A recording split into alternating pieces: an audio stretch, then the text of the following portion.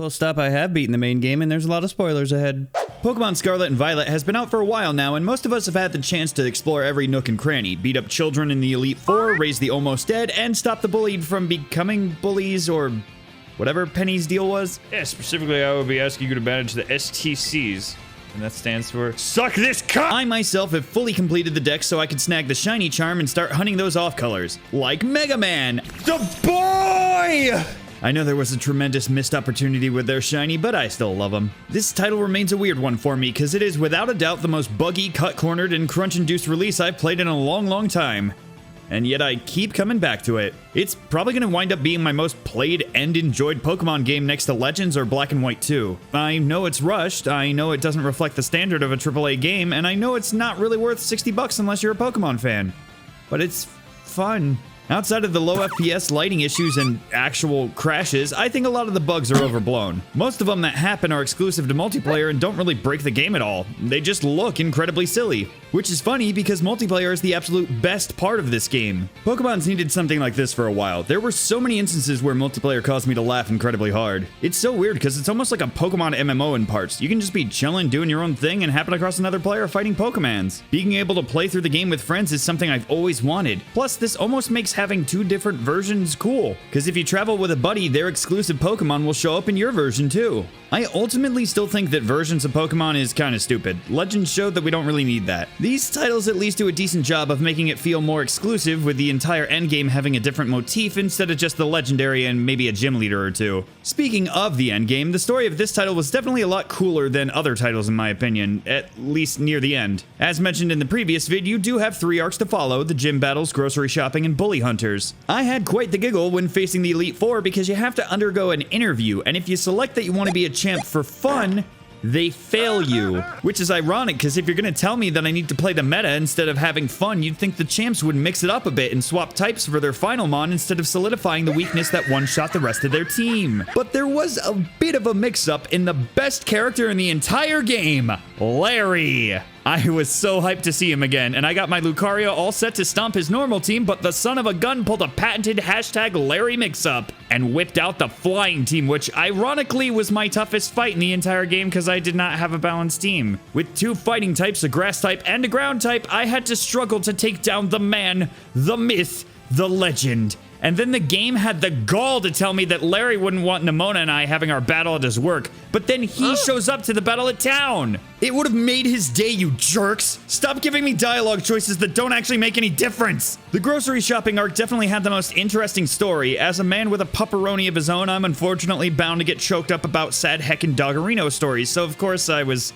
rooting for the Mabo Stiff to recover, which made it all the more difficult when Arvin wanted to battle at the end and sent out his dog that just escaped from death's icy embrace against my squad of over-leveled heavy hitters.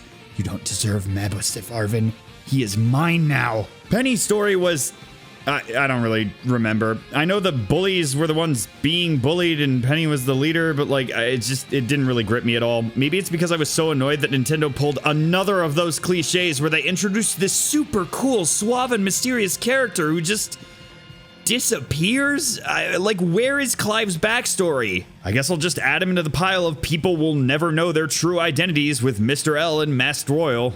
Anyway, a problem that I think all the stories have is that they're too disconnected. You never see or hear of the token buddy in any of the other arcs, so in the finale when everyone joins up, it just feels kind of strange. Not to mention that Arvin seems to be the only character with any awareness or depth. You'll be walking around in the final area and he'll be like, man, it sucked not having parents around, and Penny will be like, you know what really sucks? Having alive parents that love you and give you affectionate nicknames. Ugh, that is just the worst. Arvin literally watches a copy of his deceased parent try to kill him and his friends, disappear into a different timeline, and then Nimona's like, Toothless is cool. So we characters aside, I thought the whole concept of Area Zero was really neat. Making it into different stations, getting little tidbits of lore at each one, while also getting glimpses of the Paradox Pokemon awaiting you below. Admittedly, I had a feeling the professor was a robot of sorts, but I was kind of shocked that the real one was just dead.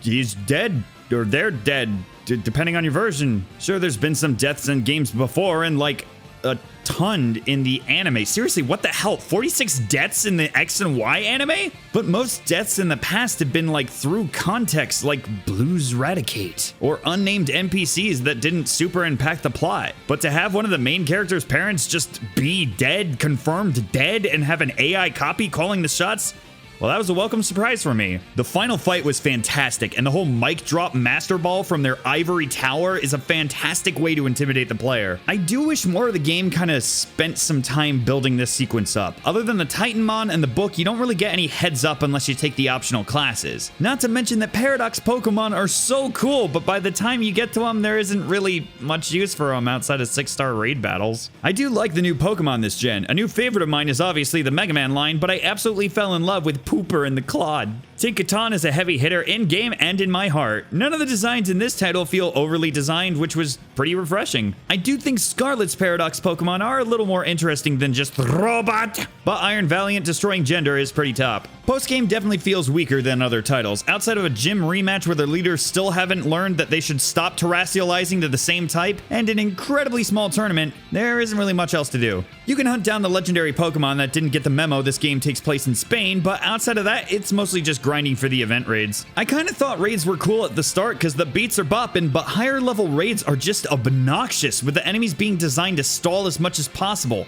Plus, there is constant lag and desyncs. And while all the menuing and stuff is happening, the timer keeps ticking, so unless you use one of the one-shot Pokemon, it just becomes boring and tedious. Still though, when you complete your dex and get the shiny charm, it's pretty fun to check the outbreaks each day for the effective shiny hunting. And I still enjoy just running around with buddies here and there. If there was ever a title that could benefit from a third version, I think it would be Scarlet and Violet. I do think Legends is the overall better game. The world is more interesting, there are a lot more unique animations and tiny details, but it didn't sell as well, so there's a good chance it'll just vanish, but I hope they can bring over all the quality of life changes it brought. Even just some of the simple ones like evolving being a menu choice or being able to release multiple Pokemon at once. How does a PC box in Pokemon lag? We'll most likely just get DLC with this, but I have an unnerving feeling that they won't actually get any performance fixes because we have gotten a patch already. But they did the whole, oh, we're totally listening instead of actually, patching any of the game crashes or low FPS, and all they did was make it so Pokemon's eyes close when they fall asleep, and took out the duplication glitch, showing that they're more concerned with telling people how to have fun and to grind for their entire life instead of fixing the actual game. But the joke's on them because there are already 60 FPF mods and I can still duplicate because I have my cloned Miraidon in my party. Nyeh.